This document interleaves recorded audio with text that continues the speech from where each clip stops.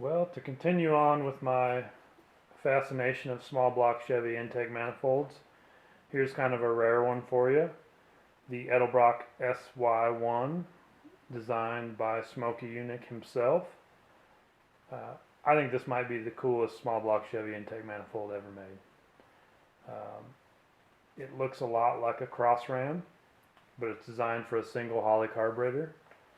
And I don't know what year this came out. I believe in the 70s. It hasn't been made for a very long time. I've only seen one in person, and when I did find one a couple of years ago at a swap meet, I snatched it up. I hope to run it someday. I don't think it's going to be great on the street. I believe they designed it more for road racing, but I think it's super cool looking, and as you can see, you're probably going to have to run a points distributor or a converted points distributor as I run on my car. HEI is just not going to clear this manifold. Otherwise, it should be a pretty much bolt-on deal to any small block Chevy. I'll pull the lid off so you can see inside. I've got it unbolted already.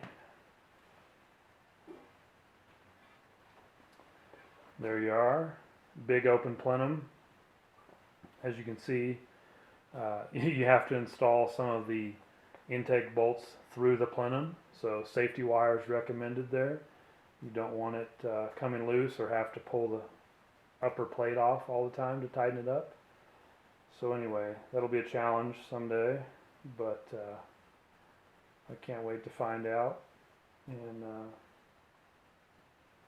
I've only seen, I think, one other one on YouTube. There's a cool dyno video of a 302 Chevy built for some sort of vintage Trans Am racing.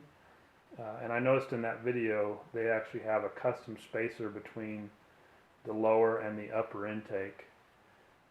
And I'd like to see inside to see what they did, but you know, I'm sure that's all proprietary. So anyway, super cool intake, and I wanted one for a long time, and I was finally fortunate enough to find one a couple of years ago. So.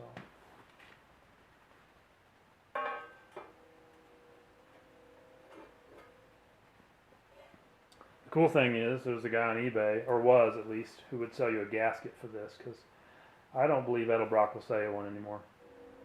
So I bought one off eBay in case I ever get around to running this. So I do have a gasket for it, and maybe a couple years down the road we'll find out. But after tuning the dual quadrajets on this car, I'm not really in a big hurry to run another oddball intake because it was quite a pain. So anyway, just thought you guys might want to see this cool piece of history, and let me know what you think. Is there a different intake you think is more rare, more cool? Thanks, guys.